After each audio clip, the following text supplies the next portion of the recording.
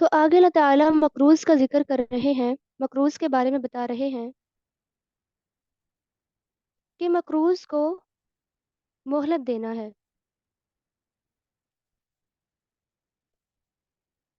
مہلت کی فضیلت کیا ہے؟ جو تنگ دست کو مہلت دے گا، اللہ تعالیٰ دنیا اور آخرت میں اس سے مہلت دے گا۔ یعنی یہ نہیں ان کے پیچھے پڑ جانا کہ ابھی واپس کر دیں قرض، ابھی واپس کر دیں، نہیں، اگر وہ نہیں طاقت رکھتا تو پلیز اسے مہلت دیجیے۔ آگے اگلے رکوع میں اللہ تعالیٰ لین دین کا تذکرہ کر رہے ہیں کہ وہ کس طرح کیا جائے۔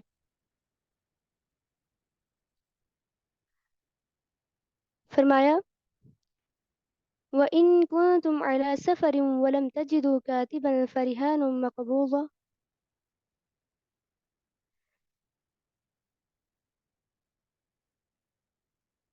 آیت نمبر 281 میں اللہ تعالیٰ فرما رہے ہیں وَاتَّقُوا يَوْمًا تُرْجَعُونَ فِيهِ إِلَى اللَّهِ۔ اس آیت میں اللہ تعالیٰ نے اپنے بندوں کو دنیا کے زوال پذیر ہونے اور اس کے اموال وغیرہ کے فانی ہونے اور آخرت میں اللہ تعالیٰ کے سامنے پیش ہونے کے بارے میں اور اس کی جزا سزا ہونے کے ساتھ نصیحت فرمائی ہے۔ فرمایا یا ایہا الذین آمنوا اذا تداینتم بدین۔ یہ قرآن کی سب سے لمبی آیت ہے۔ جب سود حرام کیا گیا تو قرض کا صحیح طریقہ بیان کرنا ضروری تھا، چنانچہ وہ اس آیت میں بیان فرمایا۔ تو اس میں 3 باتیں ضروری قرار دی گئیں کہ قرض اگر کسی کے پاس رکھوایا جائے اسے لکھ لینا، اور دوسرا یہ کہ مدت بھی مقرر کر لینا، اور تیسرا یہ کہ اس پہ گواہ بھی بنا لینا۔ تو یہ اللہ تعالیٰ کے پاس یہی انصاف والی بات ہے۔ الی اجل مسمى، یعنی اگر ادھار کی ادائیگی کی مدت مقرر کرنا ضروری ثابت ہوا۔ اس کے بعد ممن ترضون من الشہداء، کون سا گواہ بنانا ہے؟ یعنی مدت بھی مقرر کر دی گئی، اب کون سا گواہ بنانا ہے؟ یعنی جو دیانت دار ہو، امانت دار ہو، اخلاق والا ہو، مسلمان ہو، عاقل ہو، بالغ ہو، فرائض کا پابند ہو اور کبیرہ گناہوں سے بچنے والا بھی ہو۔ چونکہ گواہ بنا لینا واجب نہیں ہے، مستحب ہے، پسندیدہ عمل ہے، اگر چاہیں تو بنا لیں۔ وَلَا يُضَارَّ كَاتِبٌ وَلَا شَهِيدٌ، یعنی لکھنے والا نقصان نہ پہنچائے، غلط نہ لکھے، اور گواہ بھی غلط گواہی نہ دے، اور ان لکھنے والوں کو بھی نقصان نہ پہنچایا جائے، یعنی ان کی مشغولیت کے وقت، ان کے لکھنے وقت ان کو تنگ کر کے نہ بلایا جائے تو یہ غلط شہادت پر مجبور کرنے پر ان کو کہا جائے، تو ایسا بھی نہیں کرنا۔ وَإِن كُنتُمْ عَلَى سَفَرٍ وَلَمْ تَجِدُوا كَاتِبًا، اگر سفر میں ہے نہیں لکھوا سکتے تو پھر گروی رکھوا دینا ہے۔ گروی یہ ہوتا ہے کہ اگر جو چیز کسی کے پاس رکھوانی ہے، جس کے پاس رکھوا رہے ہیں اس سے بھی ایک چیز لے لیں بدلے میں کہ یہ آ کر میں تمہیں واپس کر دوں گا اور میری چیز مجھے دے دینا۔ اگر تو جانور رکھوا رہا ہے دودھ دینے والا، تو جس کے پاس گروی رکھوا رہا ہے وہ اس کا دودھ بھی لے سکتا ہے اور اس پر سواری بھی کر سکتا ہے۔ فَلْيُؤَدِّ الَّذِي اؤْتُمِنَ أَمَانَتَهُ، مطلب یہ کہ اگر کوئی شخص قرض لینے والے کا اعتبار کرے اور اس کی کوئی چیز رہن رکھے، یعنی گروی رکھے بغیر اسے قرض دے دے، تو اسے بھی چاہیے کہ اللہ سے ڈرتے ہوئے اس کا قرض ادا کر دے۔ فَإِنَّهُ آسِمٌ قَلْبُهُ، اس کا تعلق دل کے ساتھ ہے، اس کے لیے کہ چھپانا دل کا ہی کام ہوتا ہے، تو دل گناہگار ہو جاتا ہے جب انسان گواہی کو دل میں چھپا لے، تو گواہی کو چھپانا نہیں ہوگا۔ اس کے بعد اللہ تعالیٰ کیا بیان کر رہے ہیں؟ اللہ تعالیٰ نے چونکہ احکامات بیان کیے ہیں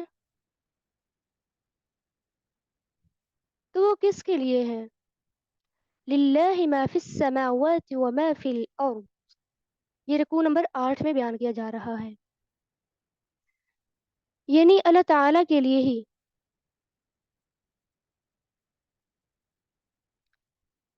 سب کچھ، کس کے لیے؟ اللہ تعالیٰ کے لیے۔ اگر انسان دل میں ظاہر کرے یا چھپائے، اللہ تعالیٰ تو جاننے والے ہیں، تو جو پھر اگر نہ گواہی کو چھپائے تو اللہ تعالیٰ بخشنے والا ہے، اگر ایسا کیا چھپا لیا تو پھر اللہ تعالیٰ جسے چاہے عذاب دیتا ہے۔ اس کے بعد سورہ بقرہ کی آخری 2 آیات بیان کی جا رہی ہیں، جو کہ ان کی فضیلت ہم نے سورۃ فاتحہ کے ساتھ پڑھی تھی کہ سورۃ فاتحہ بھی نور کہلائی اور آخری 2 آیات سورۃ بقرہ کی یہ بھی نور کہلائیں۔ آمن الرسول بما انزل الیہ من ربہ والمؤمنون، رسول صلی اللہ علیہ وسلم پر صرف قرآن نہیں حکمت بھی نازل ہوئی۔ تو ایمان کسے کہتے ہیں؟ یقین کو، کہ کوئی شک نہ ہو، ایمان ہوگا تو اعمال کی اصلاح ہوگی۔ لا نفرق بین احد منہم، درجات میں فرق نہیں کرنا، کسی نبی میں بھی اور کسی کتاب کے درجے میں فرق نہیں کرنا، سب کو برابر درجہ، سب کو برابر فضیلت دینی ہے۔ لا نکلف اللہ نفسا الا وسعها، اللہ تعالیٰ نے یہ احکامات بیان کیے تو اللہ تعالیٰ کسی نفس پر ظلم نہیں کرتے، کہ اگر انسان حکم پورا نہیں کر پایا تو اللہ تعالیٰ کسی پر بوجھ نہیں ڈالتے، جب بھی کچھ یاد آئے تو فوراً کر لینا چاہیے، اور بھول کا جو کہ وہ کام کر لیں جو نیکی کا کام ہے۔ اس کے بعد سورہ آل عمران بیان کی جا رہی ہے، اس کی فضیلت رسول صلی اللہ علیہ وسلم نے فرمایا سورۃ بقرہ اور سورۃ آل عمران پڑھا کرو، کیونکہ یہ قیامت کے دن اس طرح آئیں گی کہ جیسے 2 بادل یا سائبان ہوں، تو یہ اپنے پڑھنے والے کے خلاف جھگڑیں گی، سفارش کریں گی۔ بسم اللہ الرحمن الرحیم، الف لام میم، الف لام میم حروف مقطعات سے سٹارٹ ہوا، تو اس کا معنی اللہ تعالیٰ ہی جانتے ہیں، چونکہ یہ حروف جب کسی قرآن میں معجزہ دکھایا جاتا ہے تو اس کی دلیل بھی ہے۔ اس کے بعد اللہ تعالیٰ کا تعارف، چونکہ قرآن جب سٹارٹ ہوا تب بھی اللہ تعالیٰ کا تعارف، جب کوئی صورت شروع ہوئی تب بھی اللہ تعالیٰ کا تعارف، اللہ لا الہ الا هو الحی القیوم، وہ اللہ کون ہے؟ اس کا کوئی، یعنی اس کے برابر یا اس کے سوا کوئی معبود نہیں ہے، وہ زندہ ہے اور قائم رکھنے والا بھی ہے۔ فوراً ہی کتاب کا تذکرہ آتا ہے، اللہ تعالیٰ ساتھ ہی کتاب کی بھی جو ہے اس کا بھی انٹرو کروا دیتے ہیں، یعنی جو بھی اللہ تعالیٰ نے کتابیں نازل کی ہیں وہ حق ہی ہیں، اور یہ جو کتاب ہے یہ ان پچھلی کتابوں کی تصدیق کرنے والی ہے، اور اس کتاب میں ہدایت کن کے لیے ہے؟ کن لوگوں کے لیے ہدایت ہے؟ جو اس کو مانے، اور کن کے لیے نہیں ہے؟ جو اس کا کفر کرے، ان کے لیے سخت عذاب بھی ہے۔ اس کے بعد اللہ تعالیٰ کا مزید تعارف قدرت کی نشانیوں کے ذریعے سے، ان اللہ لا يخفى علیہ شیء فی الارض ولا فی السماء، زمین و آسمان میں جو بھی چیز ہے اللہ تعالیٰ سے چھپی ہوئی نہیں ہے، وہ تو رحموں میں بھی جانتا ہے، ماں کے رحم میں بھی اسے پتہ ہے کہ اس نے کون سی صورت بنائی ہے۔ تو جو متشابہات آیات کے پیچھے لگتے ہیں وہی ٹیڑے ہوتے ہیں، ان کے دل ہی ٹیڑے ہوتے ہیں، تو متشابہات کی بجائے محکمات آیات کو اپنانا چاہیے۔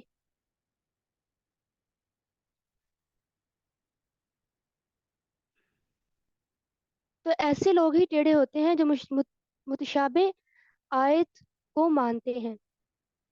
ان کے برعکس وہ راسخون فی العلم، جن کے اندر علم راسخ ہوتا ہے، مضبوطی ہوتی ہے ان کے اندر علم کی، وہ کیا کہتے ہیں؟ ہم تو ایمان لے آئے۔ وہ کوئی حجت بازی نہیں کرتے۔ تو یہی عقل والے ہیں۔ نصیحت وہی پکڑتا ہے جو عقل والا ہو۔ تو یہ دعا کون سی کرتے ہیں راسخون فی العلم؟ ربنا لا تزغ قلوبنا بعد إذ هديتنا وهب لنا من لدنك رحمة۔ یہ نہیں، یہ اللہ تعالیٰ سے دعا کرتے ہیں کہ اللہ ہمارے دلوں کو ٹیڑھا نہ کرنا، ہمیں ہدایت دے، اپنے طرف سے رحمت دے۔ یہ دعا کرتے رہنا چاہیے۔ یہ دعا آپ لوگ بھی ضرور مانگا کریں۔ اس کے بعد رکوع نمبر 10 میں آگے اللہ تعالیٰ کیا بیان کر رہے ہیں؟ ان الذين كفروا لن تغني عنهم اموالهم ولا اولادهم من الله شيئا، یعنی جنہوں نے کفر کیا ان کی حالت فرعون جیسی ہے۔ جیسا فرعون کا انجام ہوا ویسا ہی ان کا بھی ہوگا۔ فرعون کو آخرت میں بھی عذاب ملے گا، تو یہ ان کافروں کو آخرت میں بھی عذاب ملے گا۔ دنیا میں تو ان کے لیے رسوائیاں رسوائیاں ہیں ہی ہیں۔ فرمایا قد کان لکم آیہ، اس میں نشانی ہے۔ کون سی نشانی؟ آگے بیان کی جا رہی ہے کہ اللہ تعالیٰ نے یہ پیشن گوئی کیسے کی کہ ان کو دنیا میں بھی رسوائی ملتی ہے اور آخرت میں بھی ملے گی۔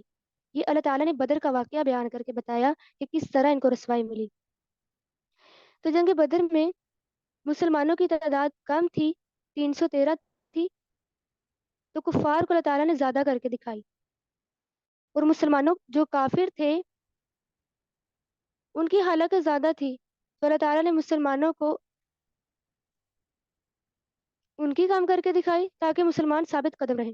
یعنی آپس میں دونوں جو تھے گروہ، اللہ تعالیٰ نے ان کو ایک دوسرے کی کسی کو زیادہ کسی کو کم کر کے تعداد دکھائی۔ یہ اللہ ہی کا فیصلہ ہے۔ اللہ تعالیٰ نے مسلمانوں کو فرشتوں کے ذریعے مدد دی،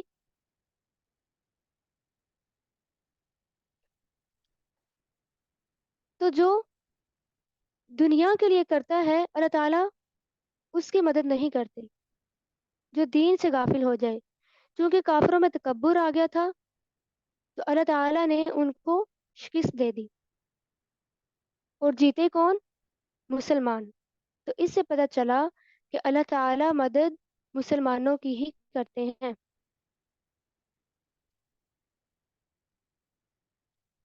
تو اللہ تعالیٰ کے پاس غالب آنے والا جو ہے وہ اسلام ہی ہے۔ تو جو کوئی ان کو مان لے وہی ایمان والا ہے۔ تو اس کے بعد اللہ تعالیٰ کیا بیان کر رہے ہیں؟ الذين يقولون ربنا إننا آمنا فاغفر لنا ذنوبنا وقنا عذاب النار، یعنی جو کہتے ہیں کہ اے اللہ ہم ایمان لے آئے تو ہمیں بخش دے اور ہمیں آگ کے عذاب سے بچا۔ یہ کون دعا کرتے ہیں؟ ایمان والے ہی کرتے ہیں۔ تو یہ بھی دعا آپ لوگ انڈر لائن کر لیجئے گا، یہ بھی مانگنی کرنی ہے انشاءاللہ۔ اس کے بعد یہ ایمان والے کون ہیں؟ ان کی صفات کیا ہیں؟ صبر کرنے والے ہیں، سچے ہیں، اطاعت گزار ہیں، اور خرچ کرنے والے ہیں، استغفار کرنے والے ہیں۔ تو اللہ تعالیٰ کی گواہی بھی ان پر ہی ہے۔ اللہ تعالیٰ کے ہاں غالب آنے والا صرف اور صرف اسلام ہی ہے۔ تو آگے اسلام پر سرکشی کرنے والوں کا تذکرہ ہوا۔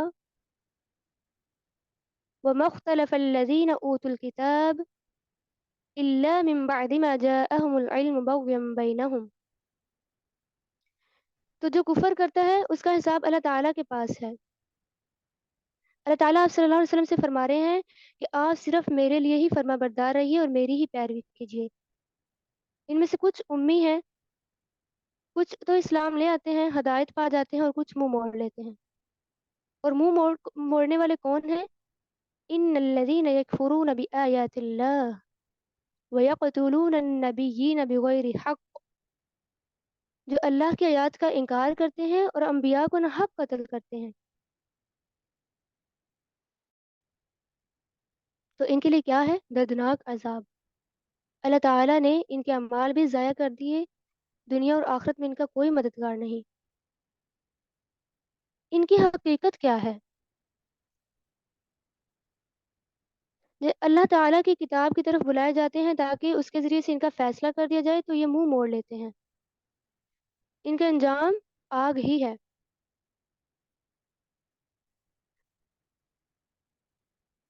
اس کے بعد اللہ تعالیٰ نے فرمایا کہ عزت کس کو ملتی ہے؟ ایمان والوں کو ہی عزت ملتی ہے، تو اس لیے ایمان لانا لازم ہے۔ وہ کون ہے جو عزت اور ذلت سے نوازتا ہے؟ کیونکہ عزت ایمان والوں کو ملتی ہے اور ذلت کافروں کو۔ تو یہ کون ہے؟ تولج اللیل فی النہار وتولج النہار فی اللیل، وہی ہے جو رات اور دن کو بدلتا ہے، یعنی رات کو دن اور دن کو رات سے نکالتا ہے، اور زندہ کو مردہ اور مردہ کو زندہ کرتا ہے، جس سے چاہتا ہے بغیر حساب کے رزق دیتا ہے۔ پھر عزت اور ذلت کے معیار کے بعد اللہ تعالیٰ فرما رہے ہیں کہ مومن کافروں کو دوست نہ بنائیں سوائے مومنوں کے، یعنی مومنوں سے ہی دوستی کریں۔ اللہ تعالیٰ کو پتہ ہے کون ایمان والا ہے کون نہیں، وہ تو سینوں کے راز بھی جانتا ہے، چونکہ وہ تو آسمانوں اور زمین میں سب کچھ جانتا ہے، تو کیا وہ سینوں کے راز نہیں جان سکتا؟ یوم تجد کل نفس ما عملت من خیر محضرا، جو جیسا عمل کر رہا ہے اللہ اسے بھی جانتے ہیں، وہ اللہ تعالیٰ کے پاس حاضر کیا جا رہا ہے۔ پھر اس کے بعد رکوع نمبر 12 میں اللہ تعالیٰ آپ صلی اللہ علیہ وسلم سے خطاب کر رہے ہیں، قل ان کنتم تحبون اللہ فاتبعونی یحببکم اللہ ویغفر لکم ذنوبکم، یعنی اللہ تعالیٰ کہہ رہے ہیں تم اللہ ہی سے محبت کرو اور میری ہی پیروی کرو، تو ملے گا کیا؟ اللہ تعالیٰ گناہوں کو بخش دیں گے۔ تو اسی لیے اسے پتہ چلتا ہے کہ ایمان مکمل تب ہوتا ہے جب اللہ اور اس کے رسول پر ایمان لایا جائے، اطاعت کی جائے، تو جو منہ موڑ لے تو اللہ تعالیٰ کافروں کو پسند نہیں کرتے۔ اللہ تعالیٰ ایمان والوں کو ہی چنتے ہیں۔ فرمایا ان اللہ اصطفى آدم ونوحا وآل ابراہیم وآل عمران علی العالمین، ان سب کو اللہ تعالیٰ نے کس وجہ سے چنا؟ ایمان کی وجہ سے۔ ایمان کو ہی اللہ تعالیٰ فضیلت دیتے ہیں۔ اس کے بعد واقعہ بیان کیا جا رہا ہے، اللہ تعالیٰ اپنی قدرت کی نشانیاں دکھا رہے ہیں، عمران علیہ السلام کی بیوی کی نشانیاں اور مریم علیہ السلام، ذکریہ علیہ السلام کے بارے میں۔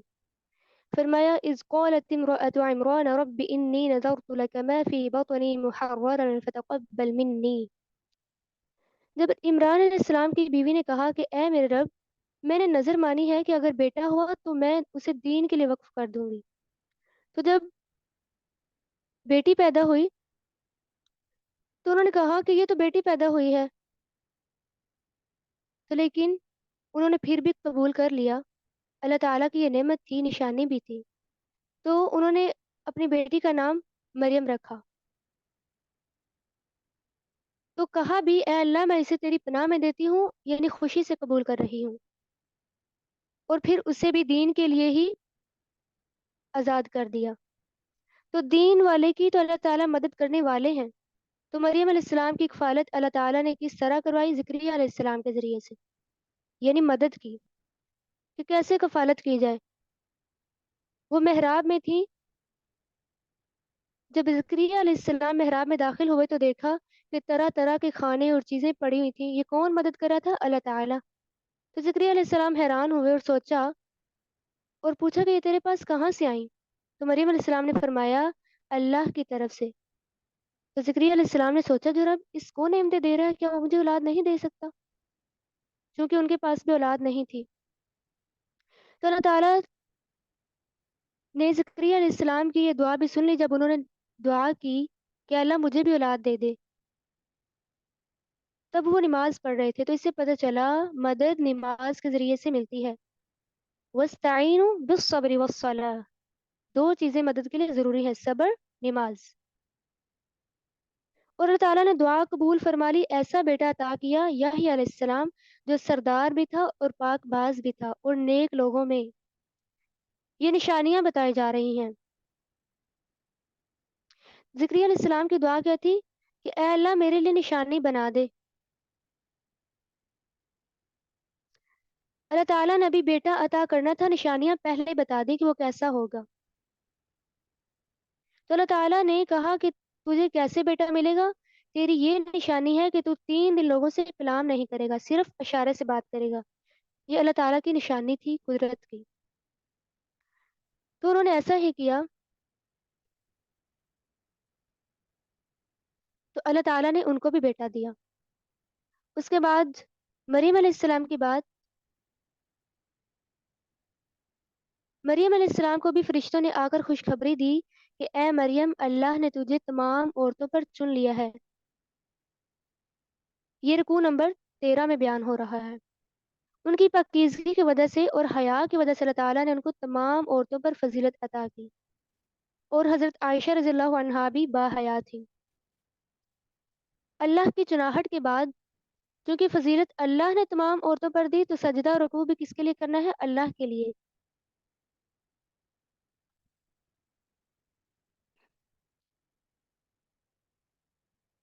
मरियम अलैहिस्सलाम का वाक़या बयान हुआ, ये भी एक निशानी थी। फ़रिश्तों ने मरियम अलैहिस्सलाम को खुशखबरी दी, इज़ क़ालतिल मलाइकतु या मरियम इन्नल्लाहा युबश्शिरुकी बिकलिमतिन मिन्ह। ईसा अलैहिस्सलाम की खुशखबरी दी यानी बेटे की, जो कि मुक़र्रबीन में से है, यानी अल्लाह का मुक़र्रब बंदा। ये भी एक निशानी बताई जा रही है कि वो लोगों से कलाम करेगा, पैदा होते साथ ही। मरियम अलैहिस्सलाम कहने लगी कि ए अल्लाह मुझे कैसे बेटा हो सकता है? हालाँकि मुझे तो किसी इंसान ने छुआ भी नहीं है। तो फरिश्ते ने कहा कि अल्लाह ताला पैदा करता है जिस तरह वो चाहता है। वो तो सिर्फ़ कुन करता है कहता है और वो हो जाता है। जब अल्लाह ताला ने ईसा अलैहिस्सलाम को बनी इसराइल की तरफ मबऊस किया, तो उन्होंने कहा कि मैं अल्लाह की तरफ से तुम्हारे लिए ये निशानियाँ लेकर आया हूँ। उनको मोजज़ात अल्लाह ताला ने कौन से दिए थे? मट्टी का परिंदा, अंधे को देखने वाला कर देते। लोग जो भी अपने घरों में करते उनको पता होता था और मुर्दा को ज़िंदा भी कर लेते अल्लाह के इज़्न से। ईसा अलैहिस्सलाम का सारा तज़किरा हो रहा है। मूसा अलैहिस्सलाम के बाद ईसा अलैहिस्सलाम को अल्लाह ताला ने बनी इसराइल की तरफ भेजा तौरात की तस्दीक करने के लिए। बनी इसराइल में से कुछ लोगों ने चंद चीज़ें अपने ऊपर हराम कर दी थी खुद ही, तो ईसा अलैहिस्सलाम ने इन हराम चीज़ों को उनको हलाल करके बताया, हलाल करार दिया और तौहीद की दावत भी दी। ईसा अलैहिस्सलाम ने तौहीद के दलाइल भी बताए और इसके बाद चेक करने के लिए पूछा कि मेरा हवारी कौन है? क़ाल मन अंसारी इलल्लाह। हवारी वो होता है जो दीन के लिए मददगार हो। तो चूँकि ये ईमान ले आए तो उन्होंने कहा कि हम आपके हवारी हैं।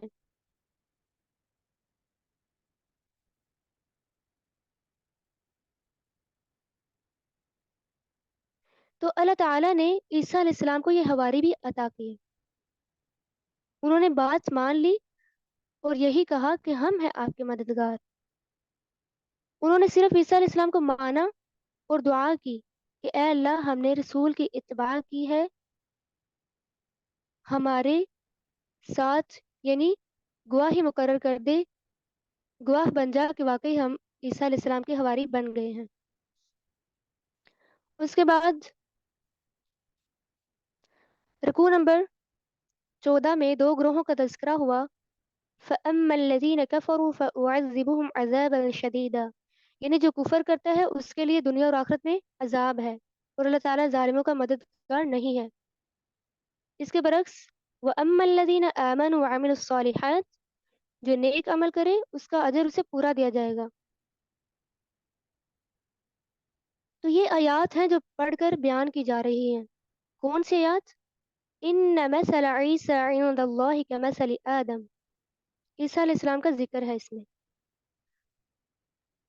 کہ عیسیٰ علیہ السلام، اس میں بتایا جا رہا ہے کہ جس طرح اللہ تعالیٰ نے آدم علیہ السلام کو مٹی سے پیدا کیا، اسی طرح ہی عیسیٰ علیہ السلام کو بھی مٹی سے پیدا کیا، اور کن کہا تو وہ ہو گیا۔ جس طرح وہ اللہ تعالیٰ آدم علیہ السلام کو بغیر باپ کے پیدا کر سکتا ہے، کیا وہ عیسیٰ علیہ السلام کو بغیر باپ کے نہیں پیدا کر سکتا؟ یہ حق دکھایا گیا۔ اب لوگوں کا رد عمل کیا ہے حق کو دے کر؟ عیسیٰ علیہ السلام نے فرمایا کہ تم سب اور ہم بھی سب، چونکہ ہمارے پاس علم آ چکا ہے، تم اپنی عورتوں کو بلاؤ، ہم اپنی عورتوں کو بلاتے ہیں، تم اپنے بیٹوں کو بلاؤ، ہم اپنے بیٹوں کو بلاتے ہیں، تو جو کوئی جھٹلائے اس کا انجام اسی پر ہے۔ یعنی یہ حق کو کون جھٹلاتا ہے تو لعنت اسی پر ہے، اس کی؟ اللہ تعالیٰ کی۔ جو یہ سب کچھ بیان ہوا وہ حق ہے۔ ان ھذا لہو القصص الحق، کیوں حق ہے؟ کیونکہ اللہ کی طرف سے بیان ہوا، تو جو کوئی منہ پھیر لے وہی فساد کرنے والا ہے۔ اس کے بعد رکوع نمبر 15 میں اہل کتاب سے خطاب ہے، توحید کی دعوت دی گئی ہے، بار بار توحید کی دعوت کہ ایک ہی کلمہ پر ہو جائیے، کہ اللہ کے سوا کسی کی عبادت نہیں کرنی اور نہ ہی شریک ٹھہرانا ہے۔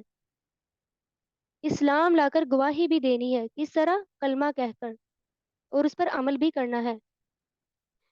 اہل کتاب جو کہ باقی انبیاء کے بارے میں جھگڑتے تھے کہ ابراہیم علیہ السلام اور تورات اور انجیل وغیرہ کے بارے میں جھگڑتے تھے، حالانکہ ان کے پاس علم آ چکا تھا، ابراہیم علیہ السلام کے بارے میں زیادہ جھگڑتے تھے، کیوں؟ کیونکہ وہ توحید پر تھے۔ تو عیسیٰ علیہ السلام کو بھی انہوں نے جھٹلایا، ان کے بارے میں بھی جھگڑتے، یہ کہتے تھے کہ ابراہیم علیہ السلام تو یہودی ہیں یا نصارہ ہیں، تو اسی لیے فرمایا جس چیز کا تمہیں علم ہی نہیں اس کے بارے میں کیوں جھگڑتے ہو؟ ابراہیم علیہ السلام نہ تو یہودی تھے نہ نصرانی، وہ تو فرما بردار تھے اللہ تعالیٰ کے، وہ شرک کرنے والے نہیں تھے۔ تو اہل کتاب سے یہ کہا جا رہا ہے، حالانکہ پتہ بھی تھا کہ نبی سچا ہے اور آیات جو نشانیاں جو آئیں وہ بھی صحیح ہیں، تو ان سے کہا گیا پتہ ہونے کے باوجود انکار کیوں کرتے ہو؟ حق کو کیوں نہیں مانتے؟ پہچانتے تو ضرور تھے، ہٹ درمی کی وجہ سے مانتے نہیں تھے۔ اس کے بعد رکوع نمبر 16 میں کیا بیان کیا جا رہا ہے؟ ایک گروہ اہل کتاب کا تذکرہ ہوا۔ اہل کتاب میں سے ایک گروہ تھا جو مسلمانوں سے کہتا تھا کہ تم صبح کے وقت ایمان لاؤ اور شام کو کافر ہو جاؤ، نعوذ باللہ۔ یہ خود اسلام کو نہیں مانتے تھے تو مسلمانوں سے بھی کہتے تھے، مسلمانوں کو بھی پھیرنا چاہتے تھے، کمزور کرنا چاہتے تھے۔ تو اللہ تعالیٰ کا تو فضل ہے، وہ ایمان والوں کو ہی چنتا ہے۔ یختص برحمتہ من یشاء، اللہ کا فضل ہے، وہ ایمان والوں کو ہی چنتا ہے۔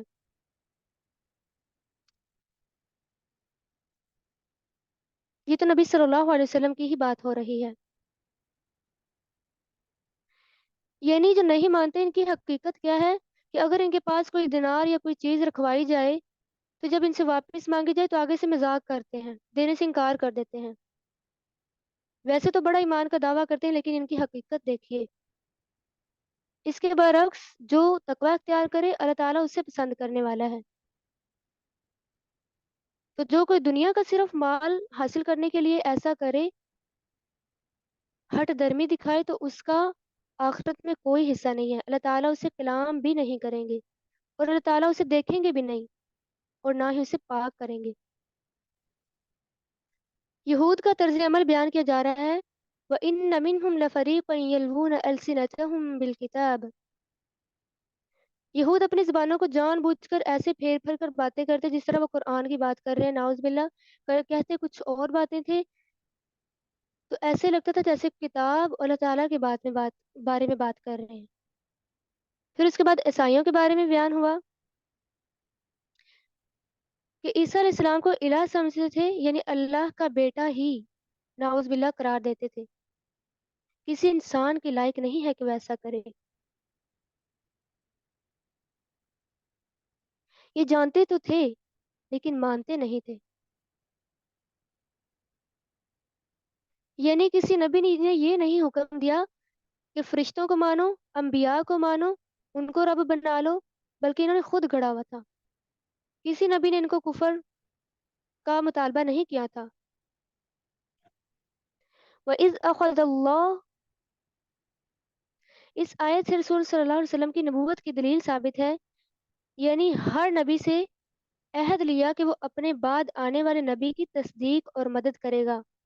اس اعتبار سے موسیٰ علیہ السلام سے عیسیٰ علیہ السلام اور عیسیٰ علیہ السلام سے رسول صلی اللہ علیہ وسلم پر ایمان لانے کا عہد لیا.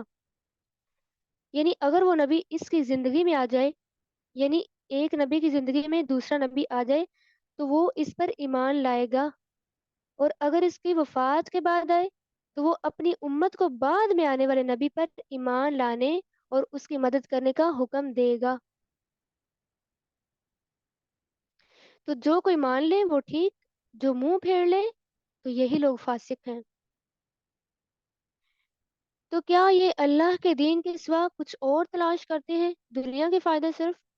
حالانکہ زمین و آسمان بھی اللہ تعالیٰ کی طرف رجوع کرتے ہیں. تو یہ کیوں اللہ تعالیٰ کی طرف رجوع نہیں کرتے؟ پھر اس کے بعد آیت نمبر 84 میں اللہ تعالیٰ اس آیت میں تمام انبیاء اور ان پر جو کتابیں نازل ہوئیں ان پر ایمان لانے کا حکم دے رہے ہیں کہ ان میں فرق نہیں کرنا کہ بعض کو مان لیا بعض کا انکار کر دیا. سب کے لیے فرما بردار ہونا ہے. تو جو کوئی اسلام کے علاوہ کوئی اور دین پسند کرتا ہے تو اس سے یہ دین یعنی اسلام کے علاوہ کوئی اور دین قبول نہیں کیا جائے گا.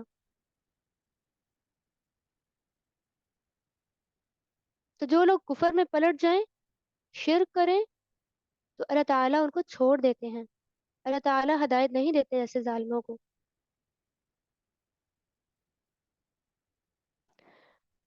اللہ تعالیٰ کیوں ہدایت نہیں دیتے؟ کیونکہ یہ ہیں ہی ظالم. تو ظالم ہوتا کون ہے؟ شرک کرنے والا، اللہ کے برابر کسی کو ٹھہرانے والا.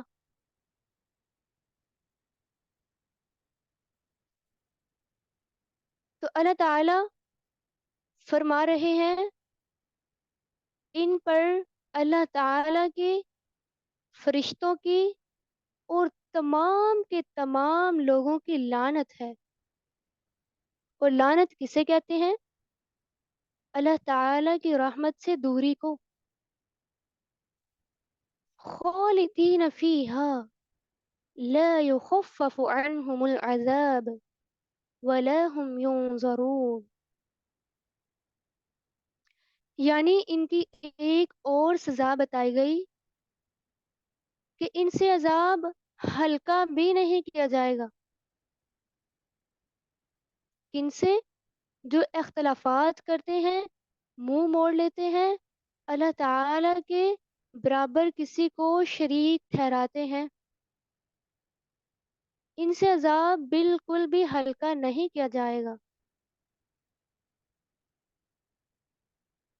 تو اس کے برعکس إِلَّا الَّذِينَ تَابُوا مِن بَعْدِ ذَلِكَ وَأَصْلَحُوا فَإِنَّ اللَّهَ غَفُورٌ رَحِيمٌ. یعنی بتایا جا رہا ہے اگر جو توبہ کر لے اور جو پہلے ہو چکا سو ہو چکا، اللہ تعالیٰ تو معاف کرنے والے ہیں. کب؟ جب انسان سچے دل سے توبہ کر لے اور اپنی اصلاح بھی کر لے کہ یعنی آئندہ میں ایسا غلط کام یا اللہ کے برابر آئندہ میں شریک کسی کو نہیں ٹھہراؤں گا اور انکار بھی نہیں کروں گا.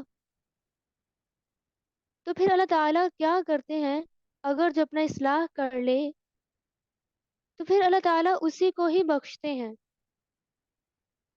اللہ تعالیٰ کی چونکہ صفت ہے الرحیم، جو کہ ہم نے بار بار پڑھا، چونکہ قرآن پاک سے جب ہم نے سٹارٹنگ کی تھی تب بھی پڑھا تھا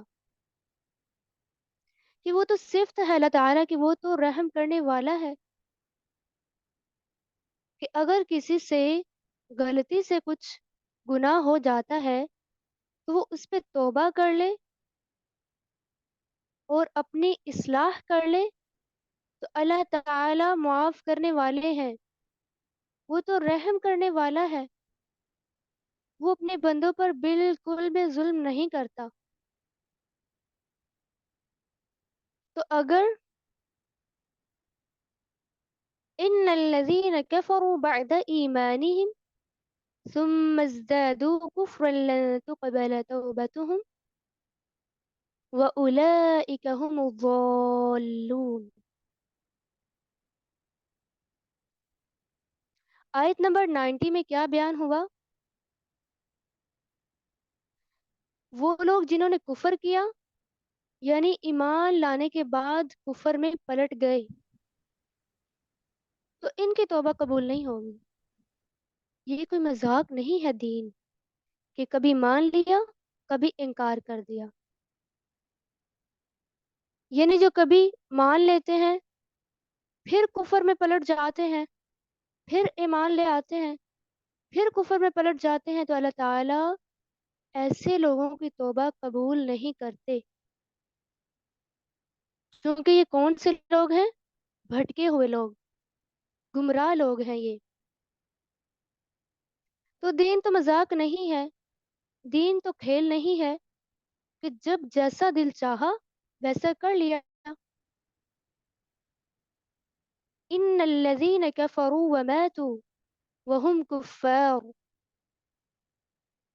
تو جو کفر کی حالت میں مر گیا، فلن يقبل من احدهم ملء الارض ذهبا ولو افتدى به اولئك لهم عذاب الیم وما لهم من ناصرین۔